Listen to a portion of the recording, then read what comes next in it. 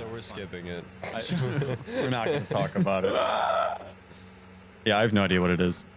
So basically, this guy, he's some dude named Caleb from New York who works at a furniture place. Just called some West dude? Elm.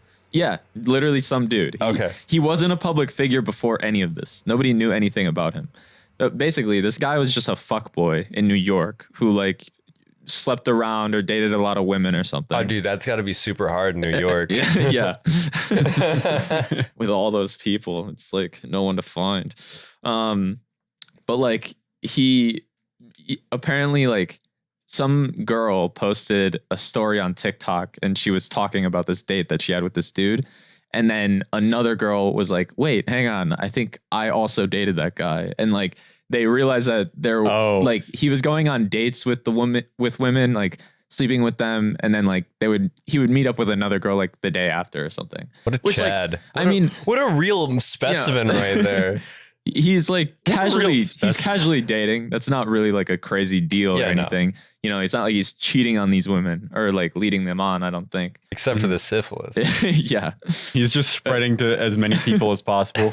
But you know, that's like, not to interrupt you, but you know, that's like a kink, like disease catching and stuff. Yeah, bug catching. We've definitely talked about yeah, we probably have. Yeah, okay. I wonder what bug giving is as well. Oh, yeah. I've so many women. I'm going to give you fucking everything in the book. This is the best timeline for it then with COVID. Yeah, right. We're just like, I have COVID. Hey, baby, COVID. Cough in their mouth while you're fucking. Oh my God. Like you have sex with somebody and you're like, yeah, I have COVID. They're like, what? Cough right into their face. Yeah. Right after you say it too. But anyway, he so like people were talking about him and they were talking about how he was like love bombing them and then ghosting them after like one date or something. And what love bombing is like when you're in like an actual relationship, you know, you like shower someone with affection and then like you pull back like a lot. Like that's what like love bombing is, you know? And so like when you're not in a relationship, you know, it's weird. Not real. Well, no, it's not even that it's weird. Like there's like receipts that people have shown and it's just like him talking about like, oh, I might catch feelings or something like that. Like a lot of it was. So it's not like actually love bombing. Yeah, exactly. Okay. He's not like actually doing it. It's just that like that's what they're claiming it is. And it just got like really insane to a point where people are literally like doxing him. And this poor man. And so like he works at this place called West Elm. I'm participating in the doxing myself, but it's like what literally everyone. His name is West Elm Caleb. Yeah, that's his first name, West Elm. He's doxing himself. And now even like brands are capitalizing on it on TikTok. What? Yeah, they're saying that's fucked up. Because like he's like a furniture maker or some shit, and some other furniture website thing was like, these rugs weren't made by West Elm Caleb. Oh my Buy God. them now or some shit. It was so weird. That's actually really fucked up. It's really fucked up. The fact that brands are participating in essentially doxing a person's information. Well, like, can he sue for that? Well, they're not participating in the doxing, but they're just kind of... They're spreading the information around. Well, the West... Yeah, I guess. But I mean, like... They're essentially perpetrating, like, well, then chaos. are we participating in doxing? Yes, we 100% are. Fair enough. That is, without a doubt, what we're doing. Shout out Caleb. Shout out Caleb, we love you. Shout out West Elm Caleb. Yeah. We accept your love bombing. I'm not saying that personally, you know. I mean, the thing is, I agree with doxing the man, but like, what did he really do? I don't think he did anything. That's That's why I brought it up. Yeah. It's the same thing with gaslighting a while ago, where like it was a term that was brought up for a legitimate manipulation tactic just to be aware of it. But now it's like with love bombing, it's kind of the same route where people are hyper aware of it now that it's like the littlest, evidence. The littlest piece of evidence for it is now a huge red flag suddenly. Yeah. Now instead of being fuckboys, you're going to be West Elm Calebs. Oh my God, dude. If that catches Yo, what's on, up, Caleb? So I would feel so bad for Caleb. Like it's like his full street address too. That's the title. I'm not a fuckboy. I'm 1238 19th Street, New York. It's a West social Elm security Caleb. number. Addresses in New York must be fucking toxic. They're all probably just numbers. I think they're the same thing like how we have here, where it's just like named streets of numbers and everything. Oh, it's bad. What do you mean no? Something else to point out about that story too is how predatory a lot of branding is nowadays, especially with social media. It's like social media before was just like, try our new product. And it's like, oh, okay. But now it's like they're hyper aware of all these different trends going on, especially on Twitter and Instagram and TikTok, where they're catching on to these things and then force feeding you the same fucking joke. There are literal meme bloodhounds in their PR team that just go out there and like they hire these 12-year-olds that have supreme knowledge of deep fried beans, and they just go out there and they're like, I have to make a post about what's the first joke I see. I have to somehow make an NFT joke. I have to make a funky ape. And then post it online like a literal 14-year-old running the social media of Coca-Cola.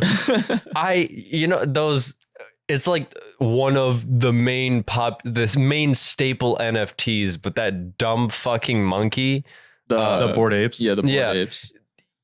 Every single one of those, I feel like I could find on those like those character generators where you like put the sliders shit. Well, the thing is, it is quite literally a character generator. It's algorithmically created by like I guess an algorithm, like a program is making these saying like, all right, this goes here. Yeah. I mean, there's a little bit of artistry going into it just because like they create the original assets. They create the assets. Yeah. Well, they create assets and then just apply them to, there's probably like, I don't know, 20 different kinds of, I don't know, bandanas or hats or like these kind of eyes or this smile. And it's like, they'll just mix and match them all to different kinds of combinations of these assets. Yo, my Blood vs. Crip NFT monkey just sold. My gang warfare Bored Ape. My gang warfare Bored Ape. My Syrian war crime Bored Ape. Yeah, exactly. My drone strike. My NFT drone strike. Yeah, I actually got the NFT of Osama bin Laden's dead body footage. I actually own Al-Qaeda on the blockchain, of course. I turned Al-Qaeda into an NFT. Did you guys, so Twitter recently came out with an update that allows NFT users to, I saw that. Like, I don't know. Why is everyone pandering to NFTs? I don't know. Point? It's such it's money. Like, I mean, yeah, I guess so. But holy shit, you just say that you can make money off of anything, and then they're just like drones of peons just go at it. The problem with it is it's privatizing something that is already so widely available. And it's up to the people who participate in it to understand that it's valuable. But the general public, first of all, doesn't like the art because it's not good art. And doesn't give a shit. Yeah, no one gives a shit. So it's like within the community, it's worth a lot of money. But everywhere else, it's like nobody cares. It's a lot, it's kind of similar to like the furry fandom, where it's just they have a bunch of money and then they spend all this money on these elaborate fursuits that they somehow have money for. I mean, I feel like the fursuits are more artistic than NFTs. There is 100%, 1,000,000,000,000% Why do we keep more talking about effort furries? How does this come to be? Because they're just like a rich, like closed gated community in there. Yeah. Welcome to the Null Thought Podcast. I'm Anthony. I'm Alex. No. I'm Anthony. Anthony. Last thing. Wait, I just wanted to say something about the NFT thing. I don't really I don't care for NFTs. Like, I'm not going to buy one. I'm not like interested in them really. But like, I don't think there's necessarily anything wrong with it because it's like the same idea as CSGO skins. Like CSGO skins are literally NFTs. Like they're non-fungible items that exist in your inventory, right? There's like a specific hash that like it exists on the market and, like coincides with something in your inventory. You know what I mean? So like RuneScape Gold is a fucking NFT, right? Because then it's just like... I know that Valve specifically uses like NFT like technology, like actually for skins. I don't know if other I'm just saying that do that. Like by extension, this digital item has monetary, like real... So because like what is value? You know what I mean? Okay. How is value created? Shut up. Let's move on. Well, no, that's reality. There's like you've made me infinitely more mad at playing video games.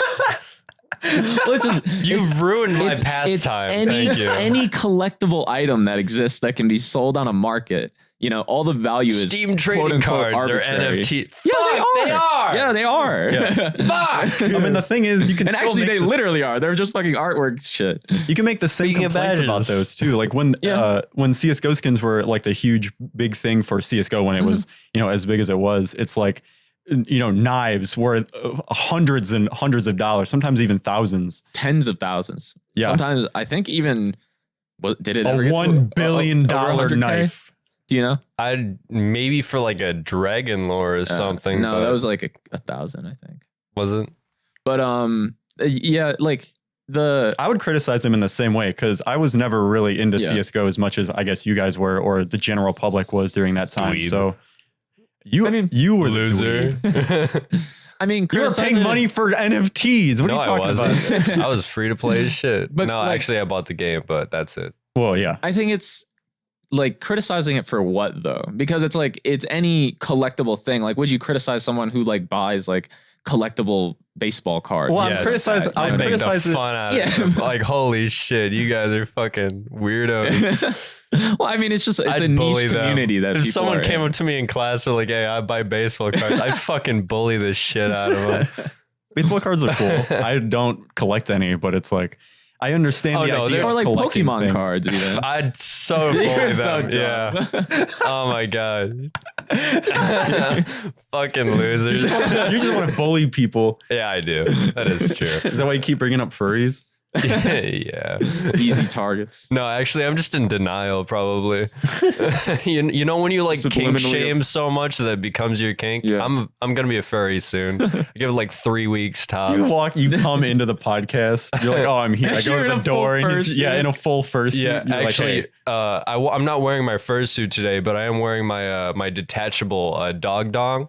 I am wearing my adult diaper. The dog dong and the butt plug tail. Yeah. God. I feel like we have the same 5 jokes. I know. It's so sad. How the fuck have we been doing this for 3 years? How long episodes? 3 episodes. Well, in the beginning, it was like 3 episodes a year. Yeah, that is true. Now we actually have a schedule. Oh, I was going to mention this earlier, but the Twitter came out with the update that allows people to like connect to their like all their NFT collections their and NFT stuff wallet or whatever. Yeah, so they can actually claim that they have ownership of the NFT to Twitter, and then they'll octagon or it's a hexagon. But there was an error. I think it is. No, I don't know what it is. I think it's a hexagon. Yeah.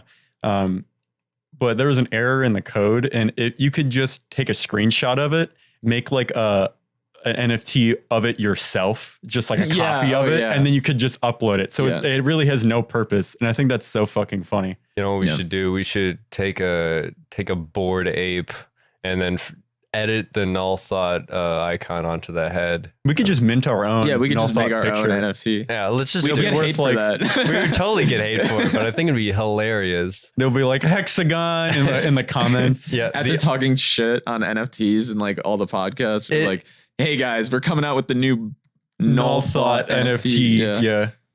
The NFNT NFT board thought board ape picture of our faces close up. All of us doing doing it to him pose. Those are our chin, like yeah. So that way we fit in the crop. Yeah.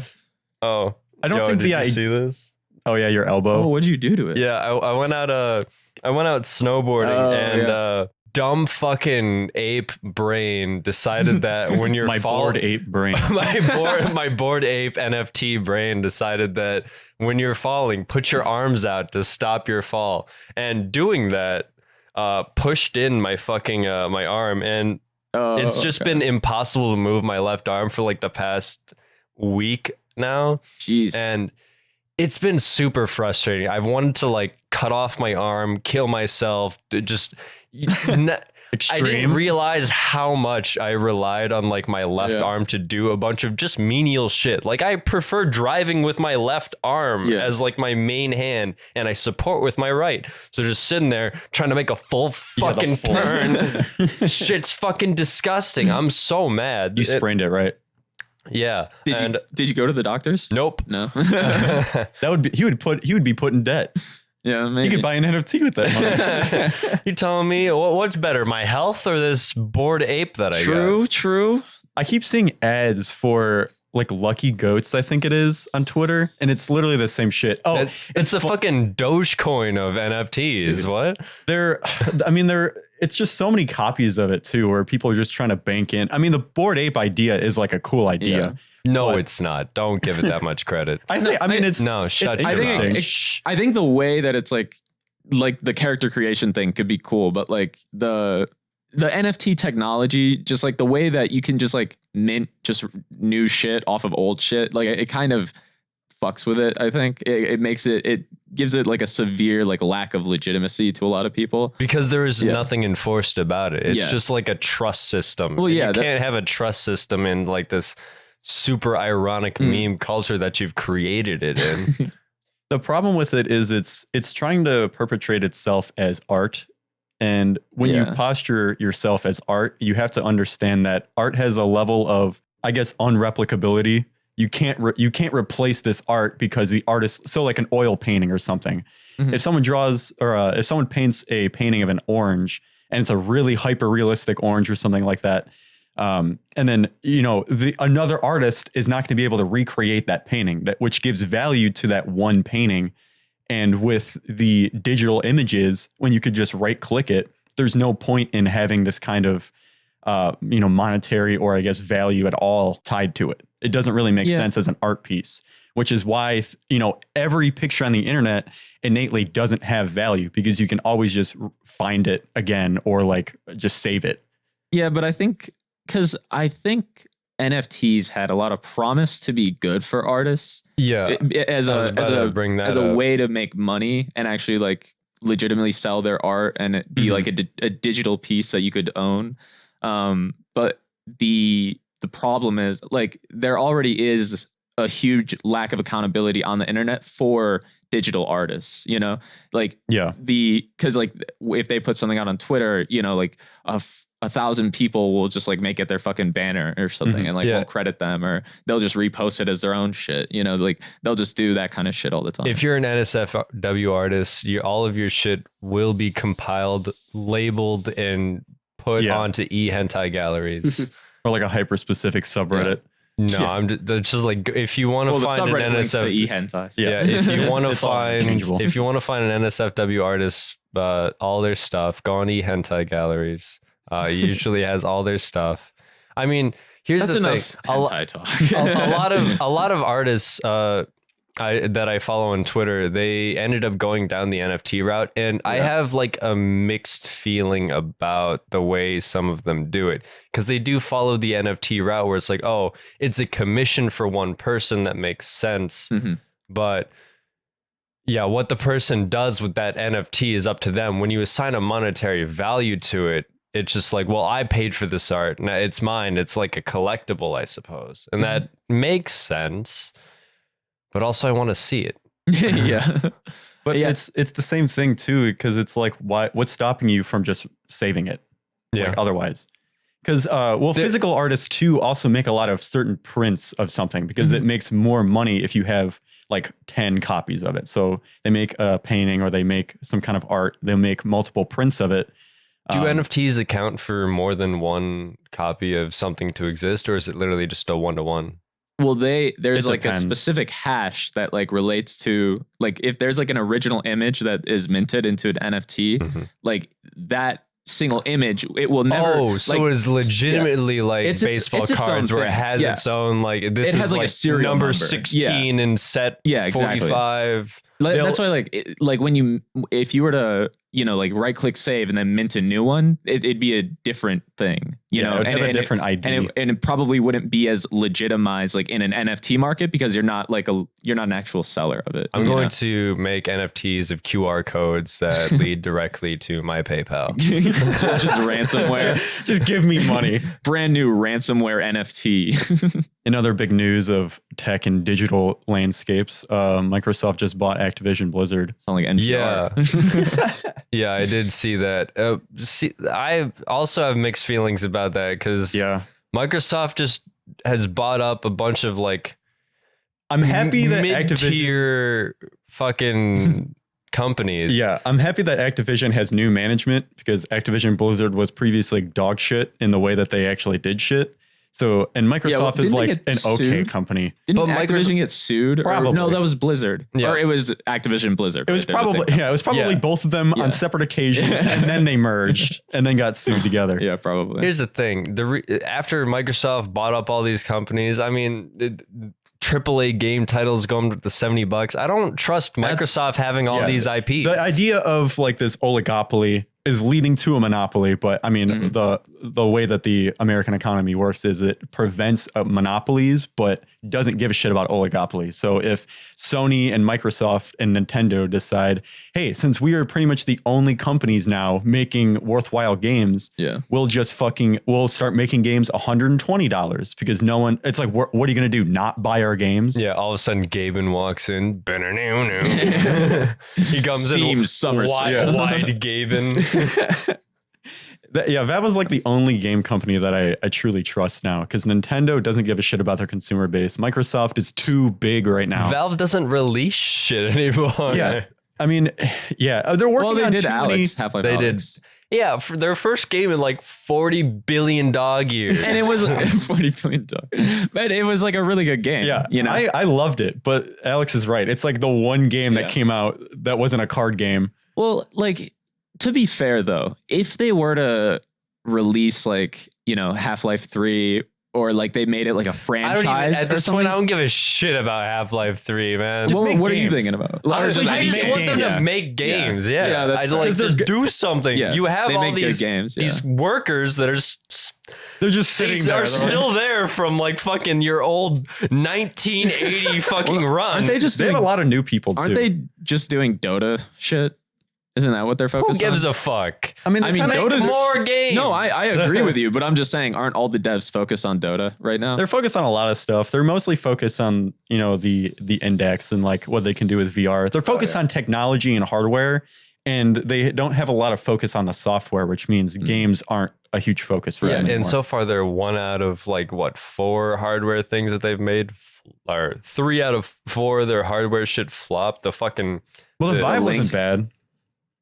The Vive? Wait, yeah, that's not Valve Steam. didn't make that. No. I'm pretty sure they had a hand in it. That's HTC. It was a HTC Vive. They might have. Like, I'm pretty sure they had a hand in it. It's maybe. not. I don't know. The index is theirs, but I'm almost certain that Valve played had a role part in development. HTC Vive. Yeah. Okay.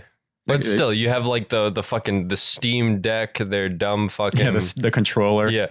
Big picture mode is such a success. Everyone knows. Tyler used it for a while. My brother uses it because he uses his computer like a PlayStation, basically. I see the point of it, but the controller is just not that great. And well, you can do it with a regular controller. I feel like console players enjoy big picture mode on Steam. Yeah, if you have like which makes sense because that's what it's made for. It's made for people who have like another computer as like their game console. Like they put it in the living room, and it's like a Xbox or PlayStation. That's go turn on the living room PC. Yeah, like the whole idea of the Steam box or whatever. Yeah, that was kind of a thing for a while. The Steam Link, whatever the fuck it was called. Same thing. That just streamed from your computer to the TV, right? There were, NFT. I'm pretty sure there were like actual Steam boxes that had like some kind of like Linux based OS that had like a Steam skin on it or some shit. Oh my god, I think that exists. You know what would be a really good NFT?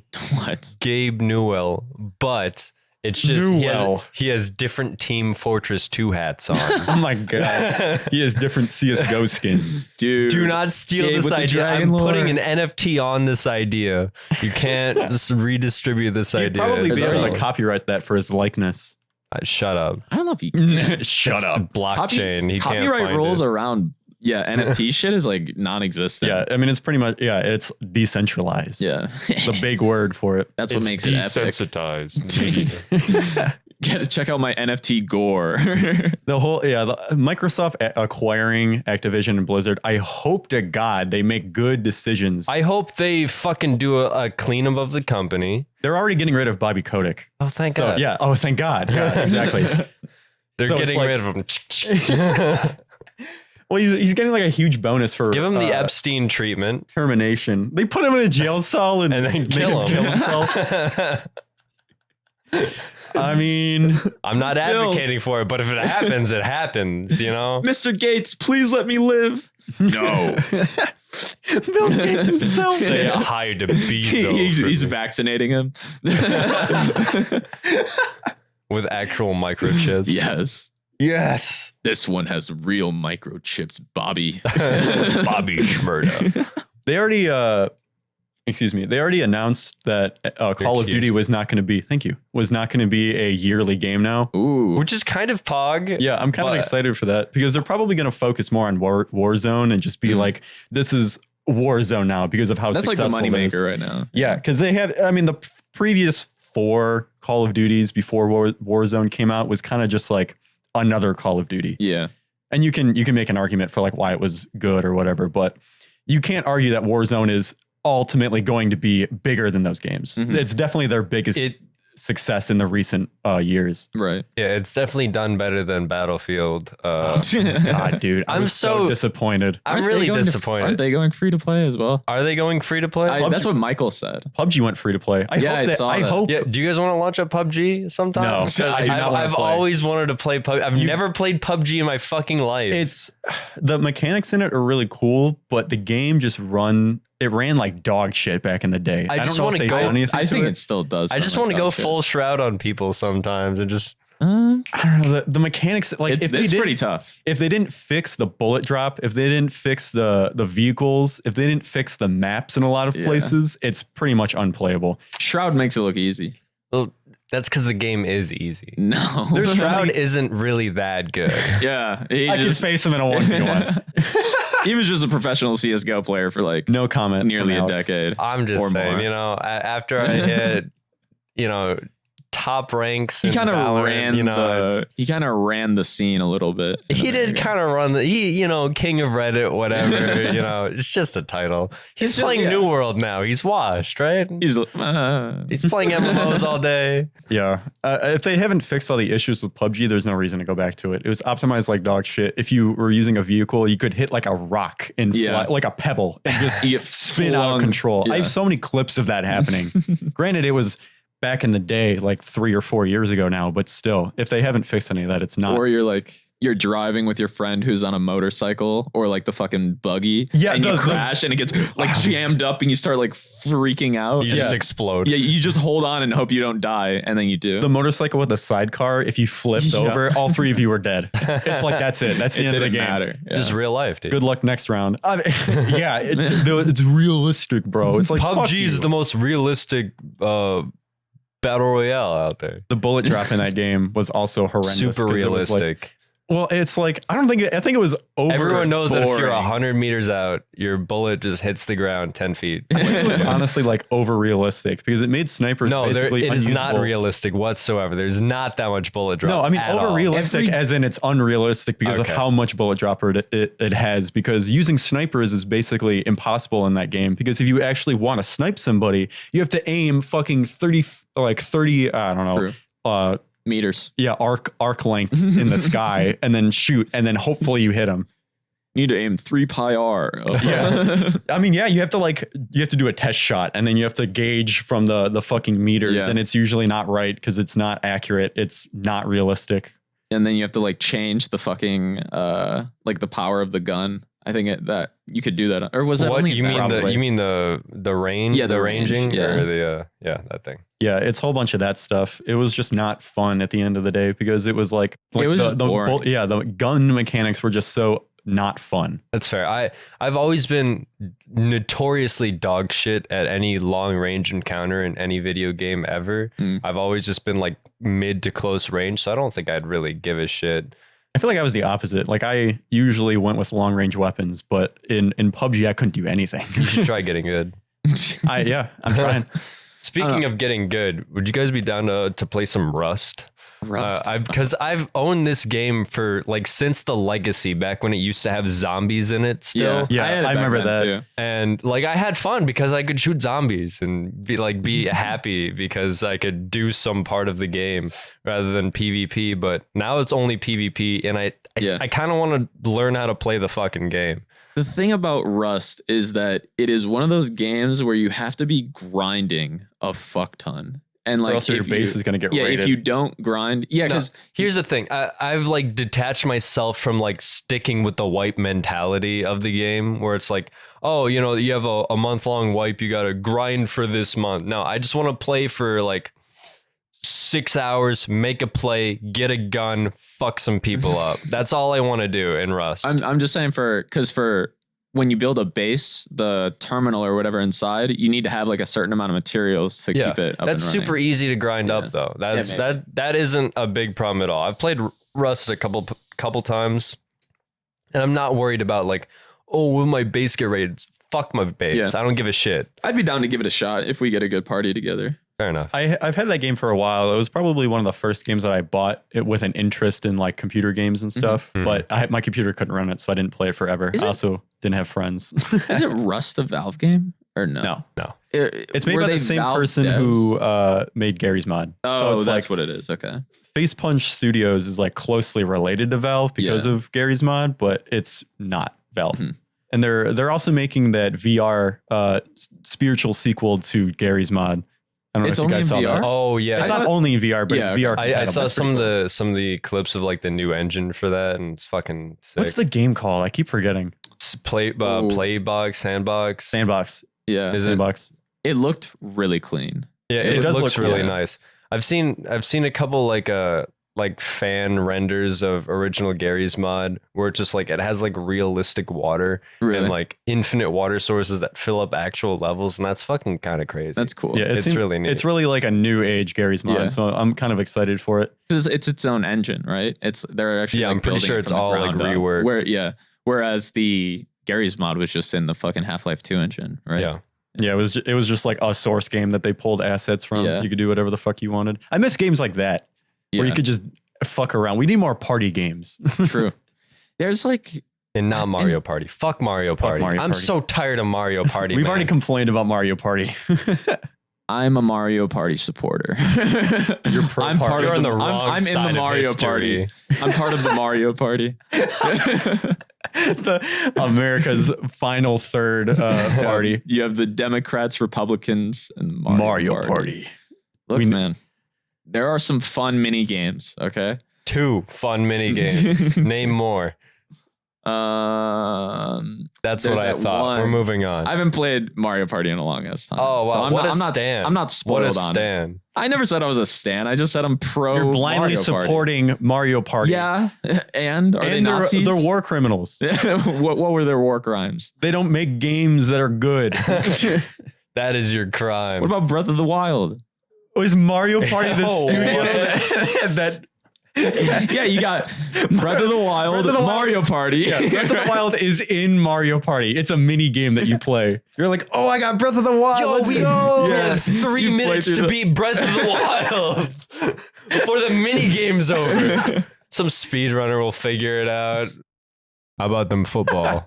How about them football? We know nothing about. Yeah, I know everything about footy. You know, I never really understood the big football culture until I saw Cloud9 win the major.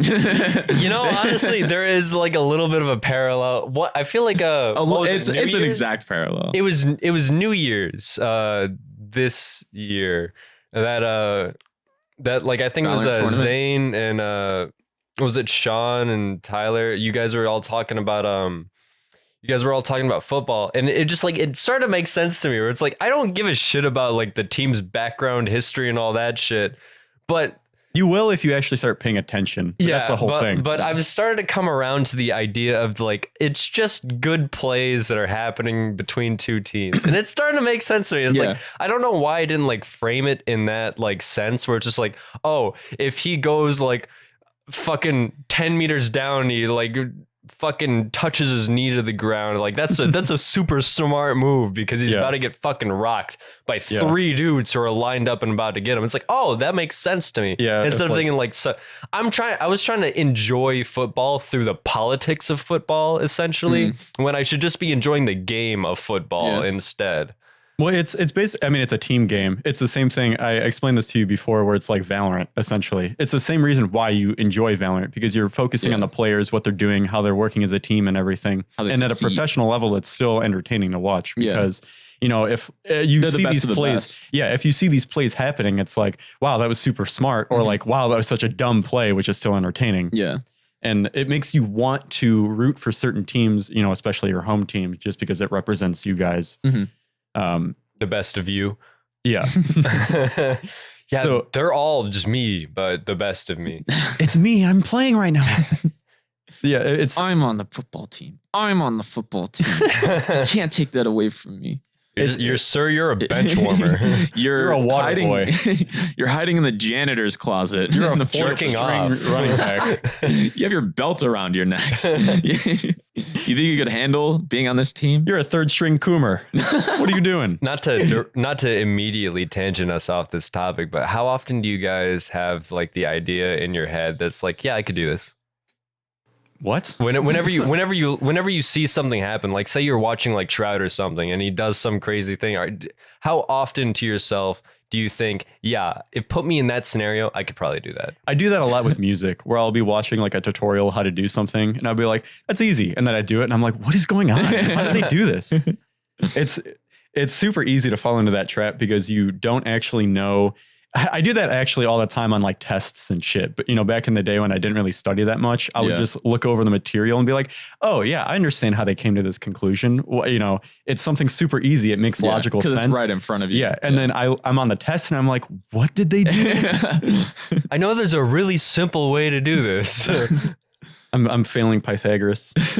Literally what I would do is I don't know if I have like a photographic memory or not. No, you don't. But Shut like, up. I don't think I do. No, but like not at all. what I can do. Stop denying conversation. What I can do is like recreate images that I've seen before. Okay. Like to an extent. Like obviously there's a margin of error, but like I've done it to a point where like on calc tests, I think. Because like they would just copy paste like questions, and I would literally like just think a like Jimmy Neutron brain blast. Literally, You're like in the moment, like, come on, Anthony, I would literally sit there with my fingers to my head, like, okay, what was the question? What were the numbers?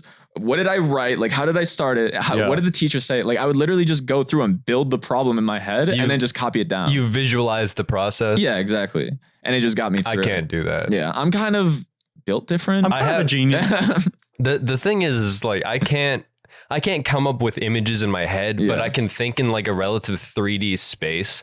So if you want me to like visualize like a 3D graph in my head, I can totally do it. No problem. But you tell me to like imagine an apple right now. No fucking clue. Couldn't do it. Can't think of an apple?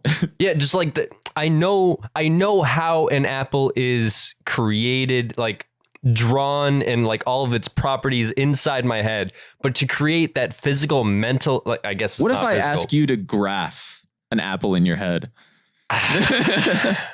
draw like the graph. That's legitimately possible because I can make the outline of it, but can I make a super hyper realistic apple model inside my head? Does it have to be super realistic? It doesn't have to be. I'm just saying I feel like I can do that. It's just the way I think. It's just like I don't have like the artist trait, I suppose, where it's like I have the ability to create this mental image of just knowing exactly like, oh, the shading, the brush strokes, all that shit going on in there. I just can't do that. Are you saying specifically about like recreating it as like on paper or something? No, as in like creating it in my own head. I don't have the mental image there. Do you have like Aphantasia? Yes. Okay. Yeah, makes sense then. But yeah, it's ridiculously annoying half the time where it's like you can name all the traits of an apple, but formulating it in your head is hard. Yeah, I could legitimately probably draw an apple. Suppose I had the know-how. No, you couldn't.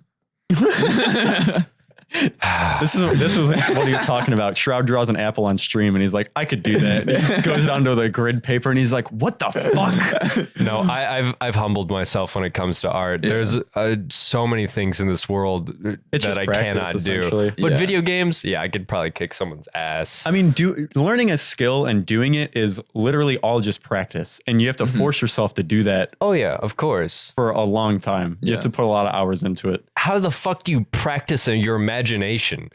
Think about it. Think about it. Just sit and think. I don't know. I don't know. I don't know if there's like a cure for aphantasia or if it's just like practicing. I don't know if it's like I don't know fully how it works. And I'm like also like last podcast. I'm afraid. I'm afraid of self-diagnosing myself with aphantasia. I just think I have a shit imagination. Well, I don't know if it's something that's like a genetic thing or if calling me diseased or if it's just it's a disorder. I think creativity is also a skill. So that may be like a part of it, you know? It may just be like, what about my 1,000 IQ Valorant plays? That's got to be some creativity going on. There's creativity in tactful plays, but I think in artistry, like that, it's like a different type of creativity. Fuck artists. I'm tired of those guys. Although, like, I don't know, because like, do you guys think that you could teach creativity or like do something to make someone more creative? No, I think fundamental rules that you can think about to teach to people, but it's ultimately something that you can't really. I don't even think there's fundamental rules to creativity. I feel like the idea of creativity itself implies that there are no rules that it follows. It's something that isn't necessarily spontaneous. You have your own predetermined set of rules, but each individual subset, each person will have different rules in which they follow, like their own idealized form of art or their own idealized form of the tactile. I think when you get down to it, there's probably some consistencies between the people who actually do art, you know? Oh yeah. There's probably some things that you can, because they all work in a similar medium as well, and they're all depressed. Yeah. Well, I'm saying across they all mediums have one too. ear. Oh yeah. Like there's probably some sort of method when you get down to it that they either do, not like a routine that they do or anything like that, but just ways that they think about something, like drawing an apple, for instance. It's like, how am I going to create the brush strokes in such a way that exhibits the sheen of an apple on the light source? But also you have to think about it like people's creativity exists differently. You know, like Pablo Picasso's imagination is way different from like Rembrandt or something like that, you know, or like JPEG Mafia versus fucking Beethoven or some shit like that. You know, well, there's things like art theory that describe these exact kind of principles. So it's like, at some level, there's things that they're doing that are consistent with each other and also across mediums.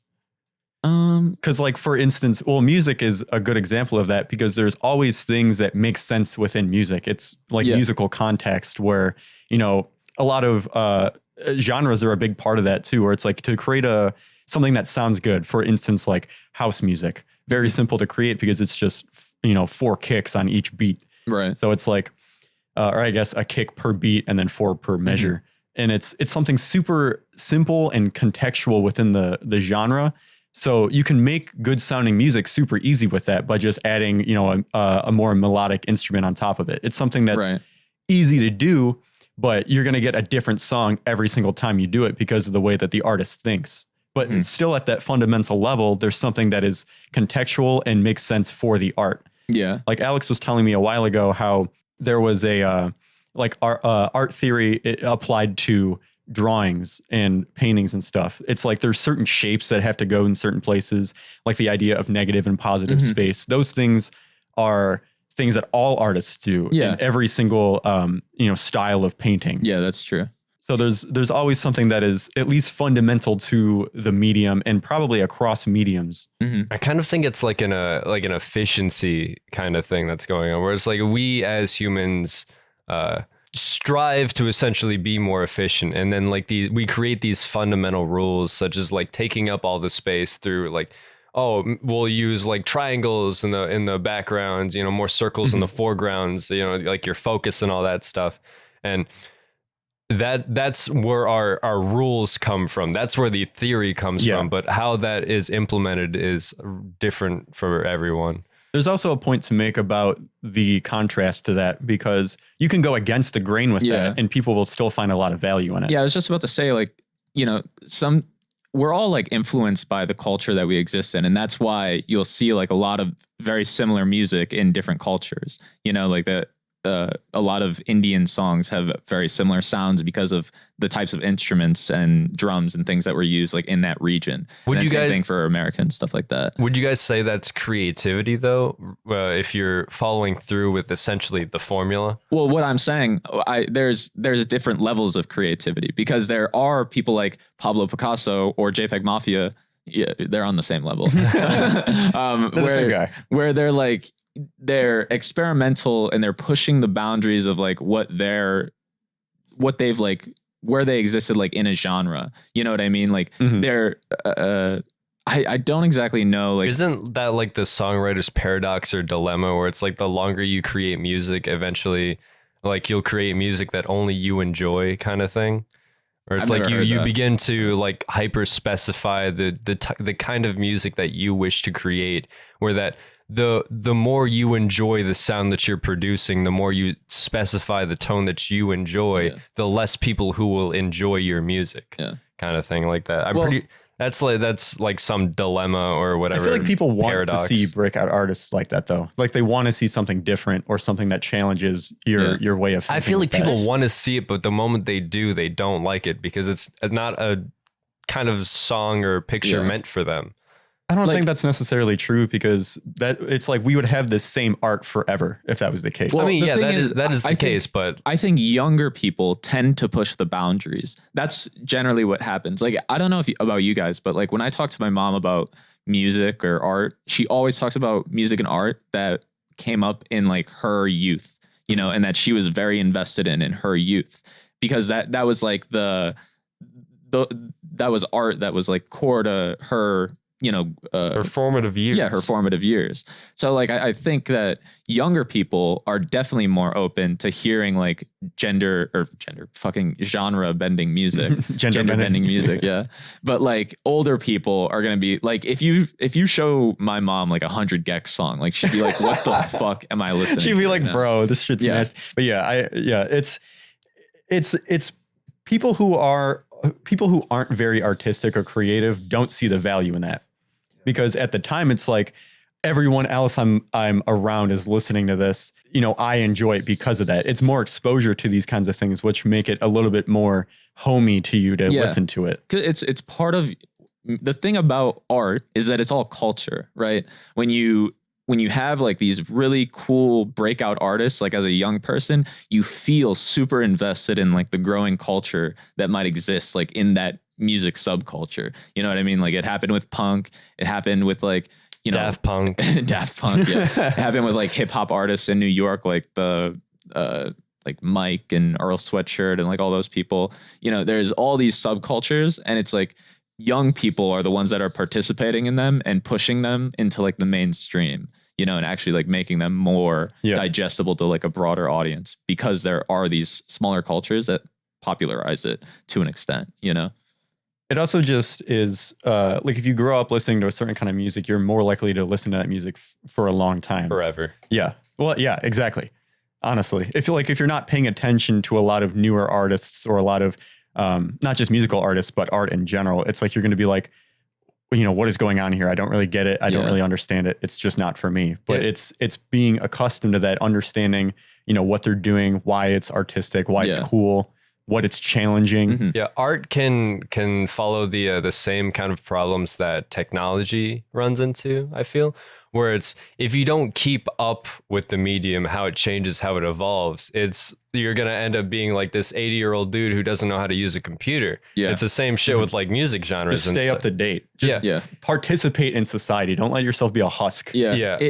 I think there's a big culture around like in family culture from like, you know, traditional conservatism where, you know, you stop focusing on cultural things, except like, you know, if you're religious, they're all obviously going to care about, you know, fucking. What's the Bible 3 update saying? Bible 3?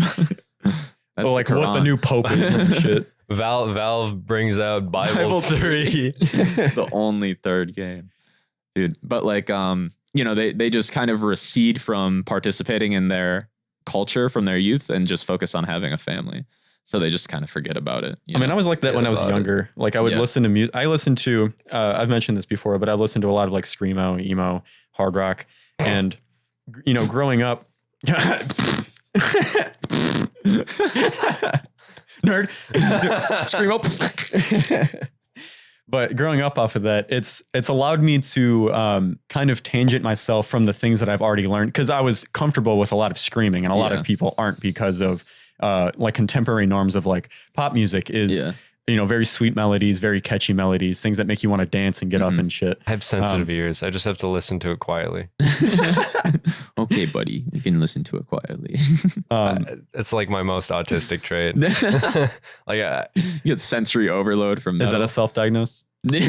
No, but is that a self-report? Like, out of autism trait or like specific traits, that's probably one of like the worst ones that I just have really sensitive ears. I just have good hearing, And so if I'm in a loud environment, it just hurts. It sucks. Yeah. So I just don't want to listen to loud music. Every time there's a concert, I don't want to be next to the speakers because that shit just blows ass. Yeah. I mean, the problem with concerts is like they purposely make it louder than it's safe for you. Yeah. So, because there's so many people in the crowd and they're going to make a lot of noise. But you got to wear earplugs. Yeah. Basically, what I was saying before is, since I grew up on that kind of music, it got me into listening to more like hard metal, heavy metal, extreme metal, which is very different from like normal music, I would say, because it's Scandinavian. Like normal pop music. Well, yeah, I guess because there's a lot of, I mean, pop music in general is such a wide. Yeah. You just kind of disconnected from American music culture. Well, I disconnected for a little bit in my tween days because I was one of those people where it was like, I hate pop music. It's just so dumb and generic, but it's like, there's good music in every genre. Like I listen to basically any kind of music now. Like Drake. I do like Drake. Drake is I think not bad. he has some good albums. I mean, a lot of Drake stuff is kind of just like very TikTok oriented. You can tell when a song is mediated towards like just to make money. His newest album wasn't it like all focused on like creating like TikTokable like song. Yeah, most of his newer stuff is like that. To be fair, it's super marketable. Can't blame him. Some of them I do like. I do like God's Plan. I mean, I've gotten some really good songs off of fucking TikTok. You know, there's some good music out there. It's a good way to expose a lot of music nowadays. Yeah, a lot of the old shit that I used to listen to, I just hop on TikTok and all of a sudden it's there and it's like, wow, you know, I'm glad people see this, but I'm so sad that people from TikTok see this. Something interesting that I've noticed is from like the old bubblegum pop days of like the 2000s, where a lot of the things were very sweet on the ears. It was supposed to be very, like I said before, very dancey and everything. And then the dubstep and EDM wave hit the mainstream more. And it was like dubstep introducing a lot of these really abrasive synthesizers. Yeah. Like all the the saws, saw synths. Yeah, exactly. And saw synth redemption. Now it's like there was a period after that where it kind of went back to the same dance pop days. And then nowadays with hyperpop, we're getting even more abrasive. Yeah. And it's like, it's interesting that that's the norm now. Yeah. Or hyperpop is essentially, well, it's going to be, I presume, the biggest genre in the next like 5-10 years, probably. A lot of young people that I talk to fucking love hyperpop. Like they talk about it a lot. I've never heard of hyperpop in my life. You probably have, like 100 Gex. Oh, okay. Yeah. You've heard hyperpop, even though you don't know exactly what the genre defines. Just like squeaky voices, loud noises. Yeah, a lot of tuned voices, a lot of metallic snares, a lot of FM synthesizers. I've always been an instrumental enjoyer anyways. If it's got good instrumental, I'll generally enjoy it. There's some cool sounds. There's a lot of good instrumentals. I mean, it's not, you don't have to have vocals on every song. No. But it's just like vocals specifically are a human trait that we enjoy hearing. Yeah. Which is something, what do you mean no? I don't like vocals very much. I prefer the instrumental. It's not a human trait. For me, it's just another instrument, you know? And if you don't have that instrument, it doesn't necessarily make it a bad song. It's just like, I've heard a lot of people complain about how if the music doesn't have like a voice, it's like not a finished song or whatever. I'm like, that's just so dead brain. Or they talk about like when I would listen to dubstep and it was like my favorite genre or whatever when I was a teenager.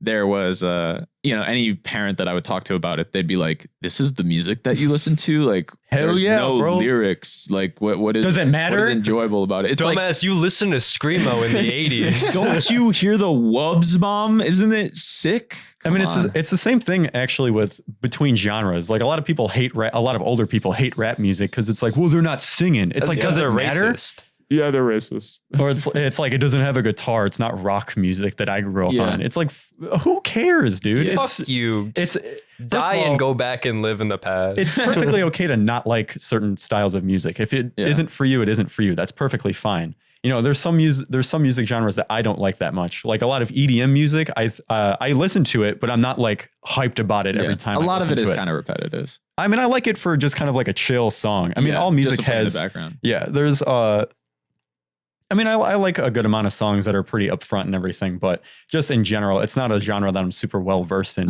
just because I don't have a lot of want to go and listen to a lot of the songs. But which is the same. It's like, it's okay. That's perfectly fine. But if you don't listen to a kind of music because you think something is illegitimate in the music, you just kind of don't understand it. Or you don't think it's art or something. Yeah. Like the Ben Shapiro argument. Yeah. Rap music isn't music. It's like, bro, come on. It's just really silly. I think people are just, they're just really adverse to hearing shit that they're not used to. People are too much of purists. Yeah, exactly. They're not kinky enough to be accepting of everything. Everyone needs to be a little bit more kinky. You need to Everyone's be repressed. Kinky. Yeah. I mean, it's the exposure thing that we talked about earlier at play, because sometimes you just got to go to a public park, expose yourself a little bit, so that way you appreciate music more. Jerry Seinfeld. Jerry Seinfeld. I got his like what? His 17-year-old girlfriend. Are they still going on? Let's call him Jerry Seinfeld. Let's get an update on Jerry. What's going on? Jerry on the podcast. I'm messaging him right now. Hello? Yeah, hey. Jerry. It's Alex from Null Thought. Can anyone here do a Jerry Seinfeld fucking accent? Dude, I've never even heard Jerry Seinfeld speak in like more than 10-second intervals. What's the deal with airplane food? I can't do that. I haven't watched Seinfeld, so you've never watched Seinfeld? I've never watched Seinfeld either. So, personally, I don't want to either. Well, the thing is that if you're gonna watch like a sitcom from the 90s, like I'm not gonna say like Seinfeld's like my favorite show or whatever. I probably would never. Are you shilling for Seinfeld right now? No, but what I'm gonna say is that out of like the 90s sitcoms that exist, Seinfeld is the best. Like it shits on Friends, it fucking shits on Roseanne, fucking shits on all of them. What about 70 Show? The 70 Show from the 90s. Is it? Wait, it's from the 90s. Was that from the 90s or the early 2000s? I thought it was from the 90s. It may have been. I like that 70s show a lot. It's probably up there with Seinfeld. I feel like early 2000 refined the 90s show formula, though. And I feel like I mean, it's all just the same TV. It's not like they mark the Community, Always Sunny in Philadelphia, The Office, Parks and Rec. Those are all sitcoms. Yeah, but sitcoms, it's not like they were invented and then it's like this. There's different spins and different amalgamations of different elements of TV shows. I think they're just evolutions of the sitcom genre. You know, it's just there's different. There's still a lot of like laughing tracks. Sense. Yeah. Like Big Bang Theory and fucking Young Sheldon. Big Bang Theory. Yeah, fuck Big Bang Theory. Oh my god, that shit's so annoying. Dude. Like it. Young no doubt. Sheldon. Yeah. Big Bang Theory is good for like a couple seasons here and there. And maybe not even for like full season lengths, but it does have some good jokes in there at times. It reminds me of Family Guy. Yeah, I don't want to sit and sift through like 50 hours of garbage to get like maybe 5 hours worth of good content. Like maybe if I'm for some reason watching cable TV, like, and there's literally nothing else on, I might put Big Bang Theory on. You're gonna put on Young Sheldon. There's a lot of ifs. Yeah, there's a lot of big ifs. I don't even have cable. I don't know many people who have cable. Like, cable's kind of a dying breed. Yeah, it is. It's just streaming services now, which is getting to be as expensive as cable. True. So there's really no point. Although, to be fair, I think the quality of entertainment has gotten better.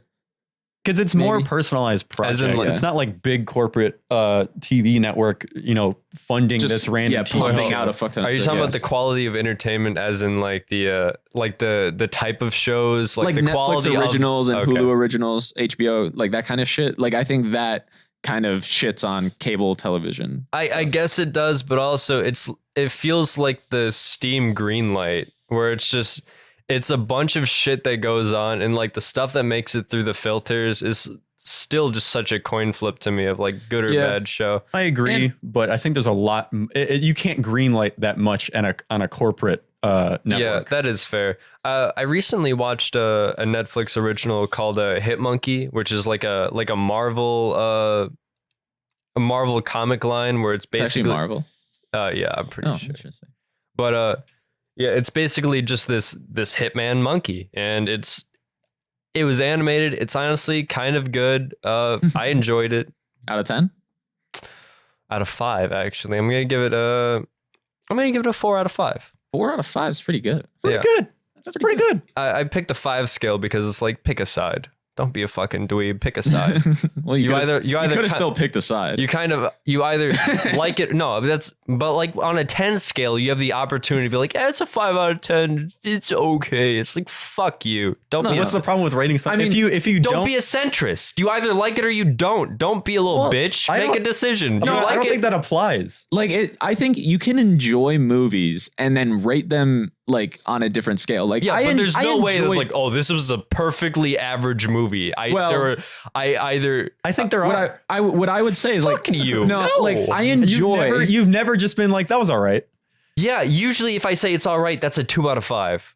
If I have to say that was all right, there was nothing good about it, if it's a mid show, perfectly average, it's not a good show. It's just. But that goes against why you're calling it mid. That's not saying that 2 out of 5 is like drastically bad. It's just I didn't prefer this experience. I could have watched something better. That's a 2 out of 5. I don't know, I think like when I think of perfectly average, I think of like a lot of Marvel stuff. There's like a lot of like Marvel stuff that's very average. Like it's enjoyable. Like it's fun to watch, but it's just average, like kind of not mindless, but like it's easy to digest. Like there's not a lot of complex, subplots or like, time loops or time jumps or whatever the fuck. I'm kind of a Marvel enjoyer. Something like I'm average Marvel enjoyer. I'm probably going to catch some flack for this, but like fucking what's it called? Civil War. I thought that movie was okay. Age of Ultron, it was okay. Like I thought Infinity War was pretty good. Infinity War was pretty good. Yeah. I got like a little emotional for some reason. Dude, because everyone was fucking the movie's been out for fucking ever. Fucking spoiler. Yeah, because everyone dies. Yeah. It's just like, well, no, it's not even that. It's like whenever there's like a good ass fucking, there's a big horn swell in the soundtrack, and then there's dramatic shit going on. I'm like, god damn, dude, I cried during Dune, fucking man. Naruto, I cried during like watching that shit. It's like Naruto, you were watching it from like the beginning of the series, so you have a lot more context to what's going on. I've seen a lot of Marvel stuff too, to be fair. Like if I like recently when I watched that the newest Spider-Man movie that came out, like if I watched that without previously watching at least a couple of the Spider-Man movies beforehand, I wouldn't have been as invested in the new movie as I was. The thing with that too is that if you only knew about like one specific Spider-Man, it's just like you got nothing, dude. Yeah. Like if you had no idea like, that the Spider-Verse is a thing, you're just like, the fuck is happening? The theater's pogging out. They're sewing hard, and I'm like, who are these people? Who the fuck's Tobey Maguire? They call him Toby, like in the fucking movie. Hey, it's Tobey Maguire's Spider-Man. Tobey Maguire's Spider-Man. Oh my god. Hey, what's up, guys? I'm Tobey Maguire's Spider-Man. Pizza time. He did it. He does the double finger guns. Yeah. Oh my god. The thing, going back to like the scale rating, like when I use like a out of 10 scale, I'm doing it in, I don't really like saying you're that doing it because you're average. Afraid of taking a side. No, what I'm saying is like, it's my enjoyment level. So if something's a 5, I enjoyed it moderately. So it's not like, and I'm not saying that it is either, it's not good or bad. And that's like your interpretation of it. But the way that I see it is like 0 is I fucking hated it and 10 is I fucking loved it. Yeah. So 5 is like I enjoyed it. I enjoyed it moderately. I use the 5 scale as a quality check rather than an enjoyment check because I just get more critical of like media the more I watch it, and I just turn into an awful, shitty critic. I mean, I think everyone should at some point, but you can't be. It makes shit super unfun for me though. Exactly. Like, I've actually there's a certain degree you can go to it before you start. It's like you're kind of fooling yourself. Yeah, you're fooling yourself out of at least some mildly good experiences. Yeah, but at this point, I've seen so many tropes done so many different ways. Yeah, that it's kind of hard not to have the fun kind of sucked out of a lot of these tropes. That's just a side effect of consuming a lot lot of media. Yeah, like porn. There's a lot of tropes in porn. You're stuck in the dryer again. This plot classic Marvel trope. Mom's vacuuming and I can't hear me fucking my stepsister. The obsession with incest porn in America is kind of insane. Well, we have the South. Yeah, we do have the South. Honestly, every country has like their own South where there's like the region of people who are known as like fucking cousin fuckers and shit. Yeah. Isn't there a heat map of like the most searched like porn genres? Yeah, like Pornhub does like a thing every year. I wonder, does the South have actually the most incest porn, or is it? It's mostly ebony, I think. Yeah, I was about to mention that. It's funny because it's like suppressed racism. Yeah. Well, there's also a lot of black people in the South too. That's true. So, that's true. Yeah, that's probably well, it's probably both. Yeah, honestly, it probably it's both adding to it. Yeah. Because there's definitely more white people, so it's like they're probably gonna be fucking searching up that ebony shit, that real shit. I wonder how many black people actually look for specifically black people in porn. I feel like everyone starts off kind of that way because it's just like the ideas that you're more familiar with before you branch out. Mm-hmm. Maybe. Well, the thing that for me, it's like I don't look up specific races. Yeah. I think that has to do with the fact because I'm like not racist. Like I'm not prejudiced against anybody. So I don't care what I'm watching. Mm-hmm. You just like look until you find something's hot. Yeah, that's fair. Yeah. I think, to be honest, I think there are like a lot of conservative black people who might only like ebony porn because they just want to see like black people fucking. A conservative black person is like, I only watch white people porn. Yeah. Well, it's I want a tiny cock. It's just that like I've had like huge a lot of boobs. I've had like a lot of conversations with black people, and especially like black people's parents. The older generations tend to be like actually conservative and like against like race mixing, quote unquote.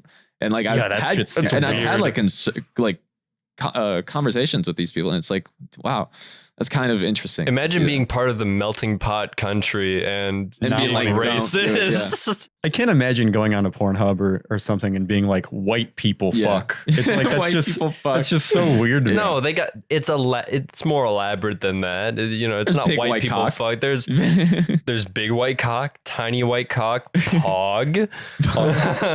Yeah. I mean the thing is, pogs are like, I guess white people would specifically look for. Well, it's not just white people; it's everybody looks. For everyone wants to look for a pog, man. It's still based on race at that point. Which if I'm looking for an ass white girl, I'm looking for a perfect ass white girl. Yeah. To be honest, like porn categories and like titles and shit tend to be like the most racist, sexist, and transphobic shit. Like it'll be like, like the T slur fucks fucking beta cuck or some shit. Like N-word. But do you think in the spirit of being kinky that like it's like I feel like it's kind of disconnected from race in its own ironic sense. That's an interesting point. I don't think it's not ironic, right? Because people have like legitimate race play kinks. Yeah, I've been with girls who were black and like talking to them like they made jokes about it, and I was like, "You're not like into race play, right?" And they were like, "No." But you're not with me as a token white male, right? Like approaching that conversation is so weird. You're like, I'm gonna say something. Yeah, but it's like I don't know. Like race play to me would be. I don't think I could do that. I think it's like either. It's just really uncomfortable. As an actor, I feel like I get into the spirit of the role. You get in your Leonardo DiCaprio hat, start just spouting off. Yeah, I had my. Smashed a couple glasses, my hands bleeding. If I was comfortable enough with someone, maybe I can do it, but I would probably have to rethink That's a lot like any sexual encounter. If you're comfortable with that person, you're okay with sharing your kinks with that person. To be fair, I am okay with degrading a woman in bed if they're okay with it. You know what I mean? It's like, perfectly reasonable. That's as long as it's consensual. Like it's a lot of fun. I mean, I like degradation myself, so it's like it's probably okay. I'm hard now. Betas. Sit on my face, bitch. Well, that's not exactly degradation, but it can be. It could very easily lead into it. I'd rather die between a nice pair I don't of like thighs. humiliation. I just want to die. I have a death kink. I wouldn't do humiliation. I don't think. Well, what do you define as a difference? Like degradation would just be like using my body how you want to, and then like just like Humiliation would be more like on your character. Yeah. Okay. Like, like you fucking, maybe if you call me like a dirty bitch or whatever, like, sure, that might be fun. But like making fun of my dick size, like I'd be like, okay, well, why'd you have to say that? Yeah. That one kind of sucks. Yeah. I'm not hard from that anymore. I want to go to the bathroom and cry and think about jacking off, but then see my apparently tiny penis. Yeah, I can see that. But I honestly haven't met many women that are like actually very like domineering. I feel like that's what a shame, rare. Dude. Yeah. Well, not a lot of people are super kinky. Yeah. It's like they usually have something that they enjoy. Yeah. And they have it. It's like art in the same way where it's like they just don't really expand further than that. They can maybe want to try certain things, but then they also may not like it because it's not something that they have already grown up with or grown up with. Well, like, masturbating like too, in their like in their puberty, in their puberty days. Porn, yeah. Because I know a lot of people like that where they get one kink and then that's their kink. Yeah, you get like into like piss or shit, you're fucked, dude. Bad run. Bad run. Restart now. Yeah, you need to respawn. Well, you can always just get out of it by get better traits next time. Well, porn addiction is something very hard to mantle over because of how easy it is to just not, because it's such a private thing. Only you are checking yourself. Yeah. And it's also like if you do use porn a lot, like, and you have like an actual porn addiction, it can ruin your like actual sex life. Like you can not get fucking hard-ons. You could be like totally disinterested or fucking desensitized. And it gets to a point where it's just really toxic. It's just the Ice Poseidon dilemma. You're always trying to one up yourself. Exactly. And in bed is like, I'm watching all this crazy porn and they're like doing somersaults, 360s. This one did a kickflip. It's like, what? How am I supposed to get hard when I'm seeing this dude do a kickflip into her pussy, man? I can't do a kickflip. I can barely ollie. You're about to have sex with someone for the first time. They're like, can you do a kickflip? And you're like, God damn it. No. I knew this was going to happen. I should have studied more. These fucking standards, man. I can only do a nollie. Bullshit. But I don't know. Porn is weird. I feel like I probably at some point in my life struggled with an addiction to pornography. Me too, when I was a teenager. Yeah, obviously. But not like a week ago or anything. I'm not like still fighting. I'm not going through like withdrawals or anything. I don't want to like jack off right now. You guys hugging your dick the whole podcast. You guys want to go masturbate? Bathroom break? Yeah. Quick break for the podcast. But yeah, I feel like I've found a very at least healthy way to get past pornography, where like I don't want to say jokingly, but I do criticize the plot of porn at this point. It's your critique coming into porn. Yeah. There's no point in critiquing porn besides I think it's hilarious though to critique porn. It is very funny. It's actually fucking funny. Because it's such a bullshit concept. Yeah. That's just some random person's fantasy that wouldn't make any sort of sense in a real world scenario. It's basically critiquing indie films. That's really what it is. Just like a college film project. And you're watching it. And it's like, this is horrible. Porn is actually just a massive meta critique of the entire subgenre. Of you ever go into the Pornhub comments? I'm there reviewing it. You have a letterbox account for fucking porn videos. The difference between that, though, is like people are making those films for the purpose of making a film, while the porn videos are like Are you saying there's no filmography in porn? No, but I'm saying there are cinematic. There are some really good, but nobody cares. The artists don't even care about it. They're just like, I'm here to have sex. The cameramen I'm here to get shots. Yeah, it's only the director who cares. Like, all right, I want you to suck him off for 3 seconds, spin in his eye, and then lick his ass. And I want you to get 3 different angles of this. Yeah, it's like there is artistry when you put it in, but most of the time there isn't because nobody cares about art and porn. You're just there to get your jack off done. Yeah, you know what's ridiculous? If you go into like the Japanese adult film industry, it ends up being like these 2-hour long pornos, and it's just like they're just walking around for an hour doing nothing, like absolutely nothing. There's nothing erotic about it. It's just like you're walking around, you're like, ha, a little twirl. It's like, Where's the fucking going on?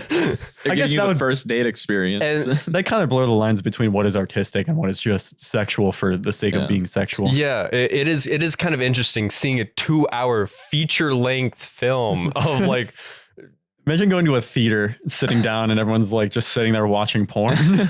I mean, dude, back in what's it called? There literal porn theaters? There's porn theaters, but then also in what is it? In New York, I think in Times Square back in like the 80s or 70s or something, there was a place where you could go and you would like put in $1 or $2 or something, and you would go to a peephole and watch people fuck through a window. Isn't that how they porn theaters? Isn't that how they caught Pee Wee Herman?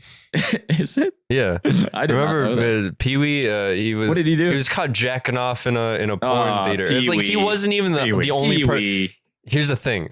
He wasn't even the only person doing it there. He just was the one ratted out on media because he's famous. Yeah. I mean, famous. If you're why on earth would you ever go to a porn theater? I feel like that is the most depraved. I don't know. Shit. I feel like it's kind of an experience. There's people there for it's porn. Like, it's one of the things I might do. I might do once. There's gonna be nut on the chair, bro. Yeah. Probably. But it's like, imagine sitting in the fucking IMAX 3D bullshit. It's like the glass. You get your shitty glasses on. You're just watching porn. It's like, wow, this is awful. But what the fuck? It's such a surreal experience that I feel like I need to see it. That'd be sick. All right, that's been the podcast. Wow, big porn talks. Anthony. Gotta go jack off. Anthony. I'm Anthony. I'm Anthony. And this has been Anthony.